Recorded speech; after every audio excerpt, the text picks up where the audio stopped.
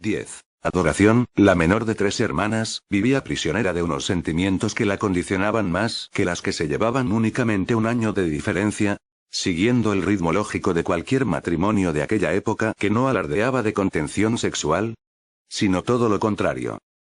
Pues España había perdido parte de su población en la guerra civil, y la política del jefe de Estado consistía en trabajar y repoblar nuevamente los vacíos que quedaron.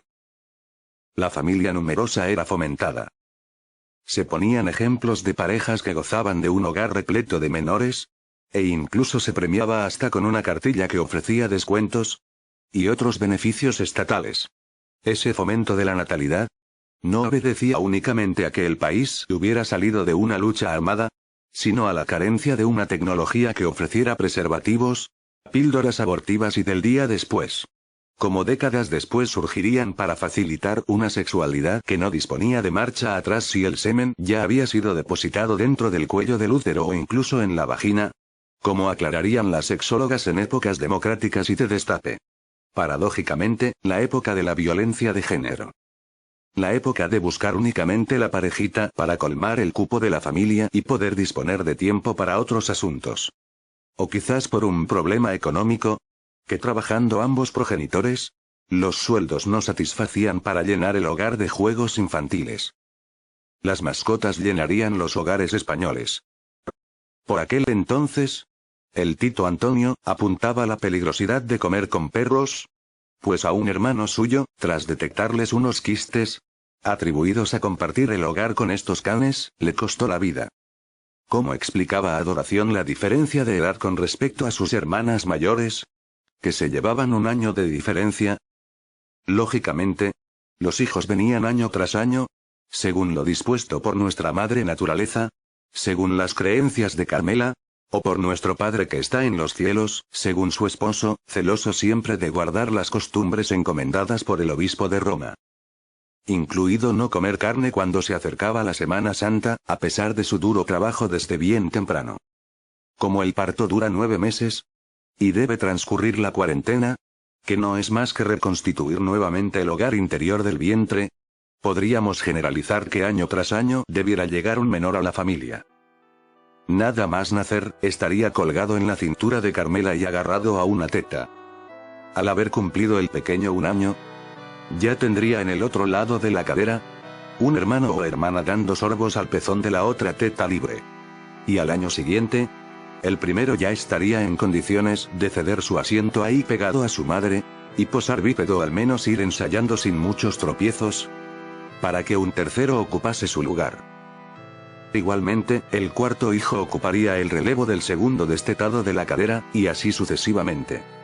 Este reloj biológico había dado un resultado formidable, para asombro del católico esposo, que también lo admiraba en sus animales que tenía a cargo, y para tormento de Carmela, que quiso poner la cremallera cerrada tras el nacimiento de Virtudes, su segunda hija.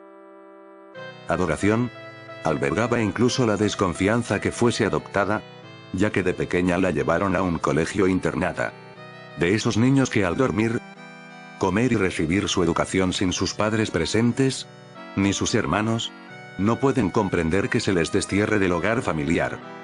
Nunca se explicarían con detalle estos escabrosos asuntos que tanto daño causaron, pues económicamente, la familia podía salir adelante con el sueldo del peón caminero y guarda de la carretera, y con el ganado de vacas lecheras, becerros para carne, matanzas de cochinos, gallinas con sus huevos y algún gallo para la cocina, y las tierras que cosechaba con algodón, maíz, etc.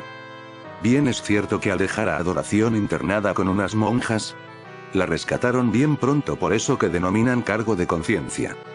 Pues una educación católica no podía ser primordial respecto a recibir la comida y la compañía de su familia.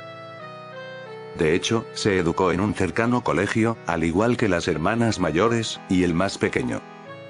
La escuela allí junto a la fábrica de la caloría parece ser que la había pagado el marqués de Carranza para que las familias en torno al cortijo de su propiedad, y las tierras que allí poseía, pudieran recibir una adecuada educación. Nuevamente, los villanos y hacendados se veían forzados a convivir. Aunque los últimos siempre guardan la distancia, por su riqueza. a excepción del padre Rafael Campos, que poseyendo allí también tierras junto al marqués, y que por su cargo en la cúpula de la jerarquía católica hispalense, recibiría honores como merecen los grandes de España, llevaba bajo la sotana el pecado de no poder soportar las tentaciones de la carne. Sobre todo si ésta era joven como la del Largo, el hijo del jefe de la fábrica Lacrosse, parada obligada antes de llegar a Sevilla. Pues en la gasolinera se abastecían de combustible y algún que otro alivio para una rueda pinchada o desinflada, o agua para limpiar las lunetas de cristal. El Marqués de Carranza quedaría estampado en la historia de Sevilla con un estadio de fútbol que llevaría su nombre. Sin embargo, Campitos, como así se le conocía por su apodo, dejaría el Hospital de Válidos Padre Rafael Campos como contribución al recuerdo eterno de la ciudad. Dos grandes de España. Uno para el juego de pelotas multitudinario y que incluso se transmite por televisión, y otro para unas bolas que se acarician en la intimidad y que más vale no se difundan, pues de un tesorero de las finanzas eclesiásticas, se espera contención y dominio respecto a la excitación de un tejido epidérmico. La mesa camilla toda llena de billetes de 5.000 pesetas, bajo el cristal, y encima en un cenicero, era la invitación, usada en lenguaje cartujano. Pues no era menester explicar nada más, para que los jóvenes se sirvieran mientras él se preparaba en sus aposentos, y allí acostado, obedecía la misma ley natural que cualquier ser vivo, pero sin la decencia moral y con el silencio cómplice del Espíritu Santo, que en los últimos tiempos es tan demandado por la Iglesia Católica para reforzar la fe. Concretamente asociado todo ello al crecimiento científico y tecnológico que la va dejando sin argumentación. Adoración había nacido con un pecho que no se lo merecía. Al desarrollar, a esa edad tan temprana, en la cual sus compañeros varones aún permanecen como niños, escandalizó por el tamaño y volumen que adquirieron esos órganos encargados de amamantar a sus futuros hijos, aunque forzosamente, su pretendiente también quisiera catar los vacíos de contenido, para irla preparando a la transferencia del líquido alimento que, posteriormente, la encadenaría a la descendencia. En este triste balance entre unos buenos depósitos de leche, que harían las delicias de niños hambrientos, y la equiparación a una silueta lo más parecida posible a las que lucían ya todas las que salían por los televisores de la Nueva España, se sometería a una operación de reducción de mamas. Pero únicamente el pecho no le causaba engorro o reparo en la playa, o en verano con prendas ajustadas, sino también la obesidad, que la tendría siempre prisionera de dietas de adelgazamiento y restricciones de placeres gastronómicos. Con Arturo, el menor, la diferencia de 6 años marcaba un estadio intermedio en su psicología, algo alejada de las confidencias de las mayores, que comentaban los nuevos escozores de un vello que había salido en zona anteriormente yerma, de unos pechos que adquirían un protagonismo de primer orden, con los que se presentaban sin decir palabras, y todos los aderezos para envolver y conjugar los elementos textiles, en recorridos siempre sinuosos comparados con los ásperos y direccionales varones, que siempre apuntaban a lo mismo. Al mismo tiempo, involucrarse en juegos infantiles con el pequeño, mantenía su condición de fragilidad y atención sobre nimiedades, pues las gestas gloriosas de batallas y matanzas, estaba reservada únicamente para generales, reyes y militares sublevados, que hubieran cambiado la historia o muerto en el intento. Bien es cierto, que los perdedores deben sufrir posteriormente las descalificaciones, pero deberíamos apuntar que las ideas, no son vencidas por las argumentaciones, sino por una logística consistente en un mejor o peor posicionamiento en los mercados, unas relaciones comerciales con los vecinos que se vean afectados en ese momento a unos intereses en definitiva, a eso que llaman el contexto político. Siendo la diplomacia la que cuenta con los recursos de financiación y propaganda. ¿Cuántos revolucionarios no habrá habido como nuestro Padre Jesús de Nazaret?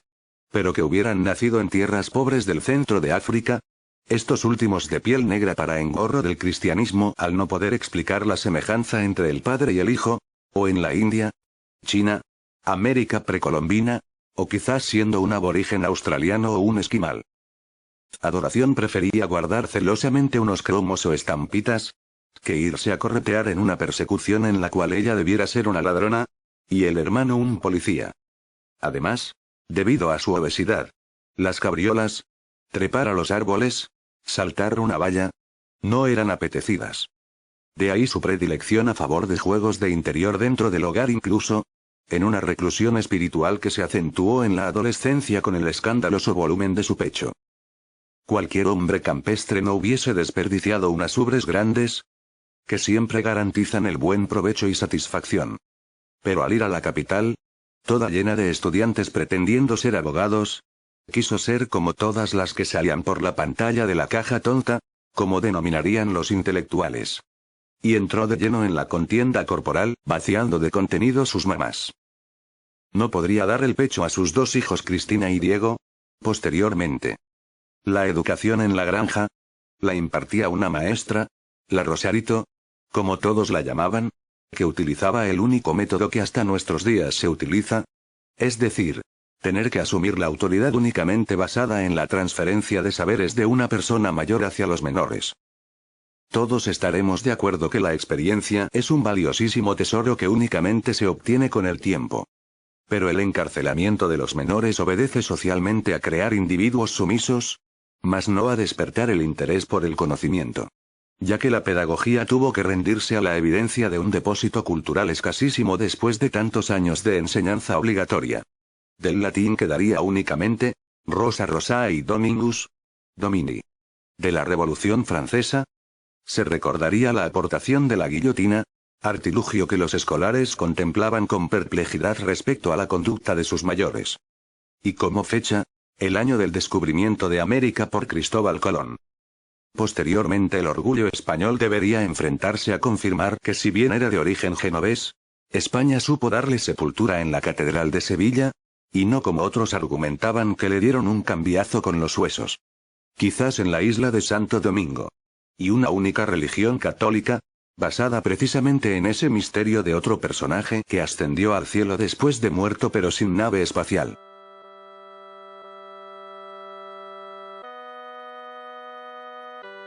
Por esa fecha, el hombre pisó la luna para gloria de los americanos ricos y desgracia de los pobres que se quedaron con las naves de Colón como enlace al mundo de los blancos ricos de sus orígenes.